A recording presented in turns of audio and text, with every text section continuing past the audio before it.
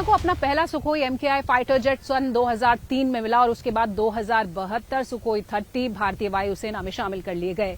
अपने 2 दशकों की सर्विस में सुखोई 30 ने भारत की सीमाओं की लगातार रक्षा की, चाहे वेस्टर्न फ्रंट हो या फिर ईस्टर्न लद्दाख का इलाका या फिर नॉर्दर्न सेक्टर, हर जगह सुखोई 30 डिप्लॉयड है। इतना ही नहीं, सुखोई 30 का सबसे बड़ा ऑपरेशन रहा है बालाकोट स्ट्राइक, जहां इन विमानों ने पाकिस्तान की सीमा के अंदर घुसकर जैश ए मोहम्मद के टेरर कैंप्स को नेस्तनाबूद कर दिया था। और अब ये सुखोई और ज्यादा ताकतवर होते जा रहे हैं जब इनमें ब्रह्मोस की ताकत लग गई है, यानी 500 किलोमीटर तक की रेंज तक ये अब मार कर सकते हैं। और अब तक 40 से 60 सुखोई 30 में ब्रह्मोस को इंटीग्रेट किया जा चुका है। और अगर एंड्योरेंस की बात करें तो ये 8 से 10 घंटे तक लगातार हवा में रह सकता है। एयर टू एयर रिफ्यूलिंग के जरिए ये एक सॉटी में ही पूरे देश को कवर कर सकता है। और अगर सुखोई 30 की घातकता यानी उसकी मारक क्षमता की बात करें तो ब्रह्मोस, अस्त्रा समेत तमाम दूसरे वेपन सिस्टम्स इस पर इंटीग्रेट किए जा चुके हैं, जो 500 किलोमीटर तक की रेंज तक हमला कर सकते हैं, और वो भी पिन पॉइंट एक्यूरेसी के साथ।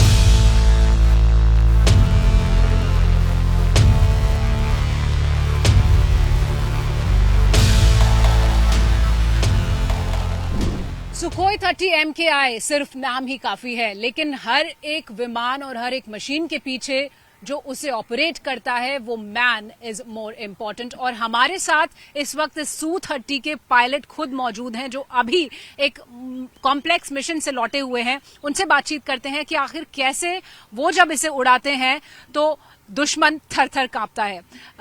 हमारे साथ स्क्वाड्रन लीडर वरदान चौधरी हैं, जो इसके पायलट हैं, और उनसे बात करते हैं और पूछते हैं कि क्यों अब Su-30 को गेम चेंजर कहा जा रहा है। सर, Su-30 हालांकि 20 साल हो गए इन्हें हमारे भारतीय वायुसेना का हिस्सा बने, लेकिन आज की तारीख में हम ये कह रहे हैं कि ये रफाल या तमाम दूसरे विमानों से भी ज्यादा पावरफुल हो गए। आखिर कैसे? मैं ये नहीं कहूँगा ज्यादा पावरफुल हुए हैं, बट मैं ये जरूर कहूँगा कि हाँ, ये उनको टक्कर देने में बिल्कुल सक्षम है। क्यों? क्योंकि एक जहाज को जो उस चीज के जो उसको इम्पोर्टेंट बनाता है वो होते हैं उसके एवियोनिक्स, उसके सेंसर्स, और Su-30 सब चीजों से लैस है।